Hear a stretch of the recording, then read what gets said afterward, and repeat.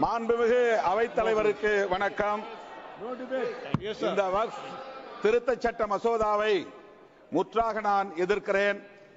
இது இஸ்லாமியர்களுக்கு மட்டுமல்ல, ஒட்டுமொத்த தேசத்திற்கே எதிரானது, தேச ஒற்றுமைக்கும் ஒருமைப்பாட்டுக்கும் எதிரானது, அரசமைப்பு சட்டத்திற்கு எதிரானது.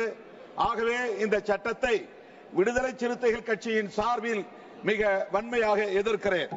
இந்த சட்ட மசோதா இஸ்லாமியர்களுக்கான சொத்துக்களை முற்றாக அபகரிப்பதற்கான ஒரு சதி முயற்சியாகவே தெரிகிறது.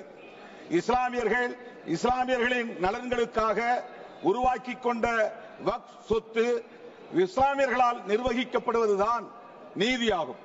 ஆனால் அதற்கென உருவாக்கப்பட்டிருக்கிற நிர்வாக குழுவில் இஸ்லாமியர் அல்லாதவர்களை வாரியத்தில் 11 பேரில் 7 பேரையும், சென்ட்ரல் கவுன்சில் என்கிற அகில இந்திய அளவிலான அவையில் 22 பேரில் 12 பேரையும் நியமித்துக் கொள்வதற்கான வாய்ப்பை இந்த சட்ட மசோதா வழங்குகிறது. இது எந்த வகையிலான நீதியாக இருக்க முடியும்? இஸ்லாமியர்கள் மீதான உங்கள் வெறுப்பு அரசியல் நாளுக்கு நாள் அதிகரித்து வருகிறது. இது ஒரு பாசிச தாக்குதலாகத்தான் நிகழ்ந்து கொண்டிருக்கின்றன. ஏற்கனவே சிஏஏ சட்டத்தை கொண்டு வந்தீர்கள், ஏற்கனவே பாபர் மசூதியை இடித்தீர்கள், ஏற்கனவே ஜம்மு காஷ்மீரை சிதைத்தீர்கள். இன்றைக்கு இப்படி ஒரு சட்டத்தை கொண்டு வந்து இஸ்லாமியர்களுக்கு எதிரான வெறுப்பு அரசியலை நீங்கள் விதைத்துக் கொண்டிருக்கிறீர்கள். இது வலதுசாரி பெரும்பான்மைவாத பாசிச தாக்குதல் என்று சுட்டிக்காட்டி இதை நான் வன்மையாக கண்டிக்கிறேன். மேலும் இஸ்லாமிய சமூகத்தினரின் ஒற்றுமையை சீர்குலைக்கும் வகையில் ஆகா காணிகளுக்கு தனி வக்ஃப் வாரியம் என்றும், ஷியா முஸ்லிம்களுக்கு தனி வக்ஃப் வாரியம் என்றும், போரோ முஸ்லிம்களுக்கு தனி வக்ஃப் வாரியம் என்றும் நீங்கள் அறிவித்திருப்பது மிக மோசமான ஒரு பாசிச தாக்குதலாகும். எப்படி இந்துக்களை சாதியின் பெயரால் சாதி பெருமிதம் பேசி அவர்களை கூறுபடுத்துகிறீர்களோ, குறிப்பாக பட்டியல் சமூகத்து மக்களை தனித்தனி குழுக்களாக உடைத்திருக்கிறீர்களோ, அதுபோல இஸ்லாமிய சமூகத்தையும் இன்றைக்கு பிளவுபடுத்துகிற சமூக பிரிவினைவாதத்தை உயர்த்தி பிடிக்கிறீர்கள். இந்த போக்கை விடுதலை சிறுத்தைகள் கட்சியின் சார்பில் மிக வன்மையாக நான் கண்டிக்க கடமைப்பட்டிருக்கிறேன். இஸ்லாமியர்களுக்கு எதிராக ஒரு சிறுபான்மை சமூகத்தை சார்ந்த பௌத்தராக இருக்கிற ரிஜிஜு என்கிற அமைச்சரை நீங்கள் பயன்படுத்துகிறீர்கள். ஜனநாயகத்தை கொன்று புதைப்பதற்கு ஜனநாயக வடிவத்தை கையில் எடுக்கிறீர்கள்.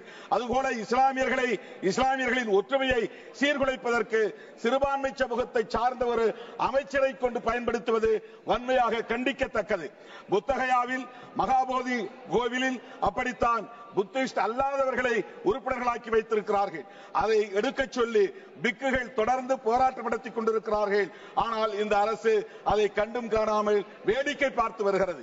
இப்படி சிறுபான்மை மக்களை அச்சுறுத்தக்கூடிய நிலையில் உள்துறை அமைச்சர் அமித்ஷா நகைச்சுவையாக இங்கே பேசுகிறார். காங்கிரஸ் கூட்டணி கட்சிகளும் தான் இஸ்லாமியர்களை அச்சுறுத்துகிறீர்கள் வாக்கு வங்கிக்காக என்று ஒரு நியாயஸ்தரை போல இங்கே நடித்து காட்டுகிறார். இந்த போக்கை விடுதலை சிறுத்தைகள் கட்சி மிக வன்மையாக கண்டிக்கிறது.